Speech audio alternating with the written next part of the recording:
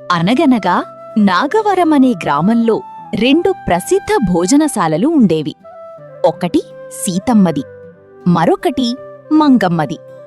ఆ గ్రామం మీదుగా వెళ్లే బాటసారులు, వ్యాపారులు, యాత్రికులు అందరూ ఆ 2 భోజనశాలల్లోనే భోజనం చేసేవారు. సీతమ్మ వంటల రుచికి పేరు, మంగమ్మ ఆతిథ్యానికి పేరు. ఇద్దరూ ఒకరినొకరు గౌరవించుకునేవారు. కాని గ్రామస్థులు మాత్రం ఎవరు గొప్ప అని ఎప్పుడూ చర్చించేవారు. సీతమ్మ చేసే పులిహోర రుచి ఒకసారి తింటే జీవితాంతం మర్చిపోలేరు. అది నిజమే. కాని మంగమ్మ అతిథులను చూసుకునే తీరు అసాధారణంగా ఉంటుంది. ఎవరు గొప్ప అన్నది పక్కన పెడితే ఇద్దరూ చాలా మంచి మనుషులు. అందుకే ఈ గ్రామానికి మంచి పేరు వచ్చింది అని అందరూ చెబుతున్నారు. ఈరోజు యాత్రికులు ఎక్కువగా వస్తారని చెప్పారు. అన్నీ సిద్ధంగా ఉన్నాయా? అమ్మా, వంటలు దాదాపు పూర్తయ్యాయి.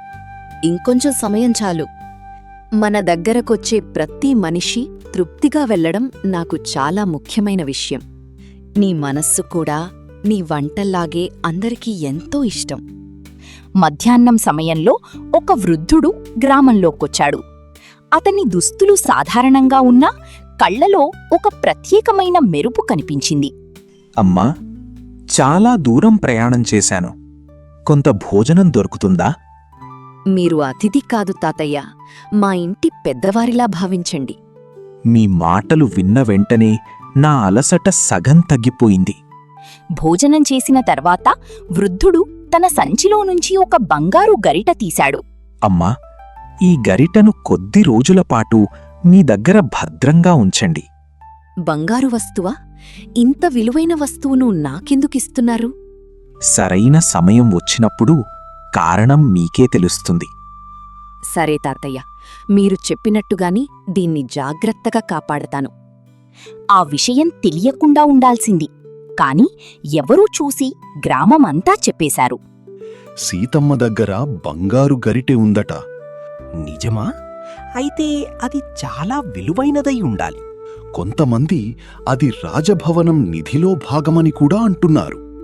అమ్మా, గ్రామంలో అందరూ ఆ బంగారు గరిటె గురించే మాట్లాడుకుంటున్నారు. వాళ్ళు మాట్లాడటం వారి పని. మనం మన పని చేసుకుంటే చాలు. కాని కొందరు సీతమ్మ అదృష్టం ఒక్కసారిగా మారిపోయిందని అంటున్నారు. అదృష్టం కంటే మంచితనం పెద్దది. అది చాలామందికి అర్థం కాదు.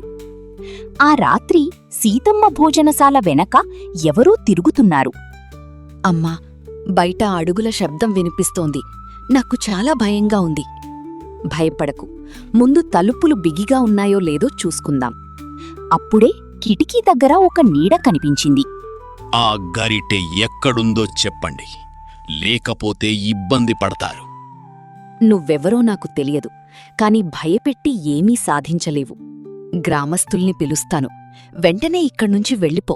ఈరోజు కాదు, కాని ఆ గరిటె నా చేతికి తప్పకుండా వస్తుంది. మరుసటి రోజు గ్రామంలో మరో పుకారు మొదలైంది. ఆ దొంగను మంగమ్మ పంపించిందట అని కొందరు చెబుతున్నారు. నాకు మాత్రం అది నిజమని అనిపించటం లేదు. పోటీ ఉన్నప్పుడు ఏదైనా జరిగే అవకాశం ఉందిగా. నన్ను ఇన్ని సంవత్సరాలు తెలిసిన వాళ్లు కూడా ఇలా అనుమానించటం బాధగా ఉంది. అమ్మా, నిజం ఎప్పటికైనా బయటపడుతుంది. మీరు దిగులు పడకండి. మంగమ్మ ఇలా చేసే మనిషి కాదు. నేను ఆమెను బాగా తెలుసు. అయితే గ్రామస్తులకు నిజం చెప్పాలి కదా. ఆవేశంగా మాట్లాడటం కాదు, సాక్ష్యాలతో నిజం నిరూపించాలి. అదే రాత్రి సీతమ్మ, మంగమ్మ ఇద్దరూ కలిసి కాపలా కాశారు. నన్ను నమ్మినందుకు నీకు జీవితాంతం రుణపడి ఉంటాను. స్నేహితుల మధ్య అనుమానాలకు స్థానముండకూడదు. ఈసారి ఆ గరిటె తీసుకోకుండా వెళ్ళను. అయితే ముందుగా మా ప్రశ్నలకు సమాధానం చెప్పాలి. నాకు ప్రశ్నలకు సమాధానం చెప్పే అలవాటు లేదు. గ్రామస్తులు వచ్చి దొంగను పట్టుకున్నారు. నిజం చెప్పు, నిన్ను ఎవరు పంపించారు? నన్ను ఎవరూ పంపలేదు. ఆ గరిటి గురించి విని ఆశపడ్డాను.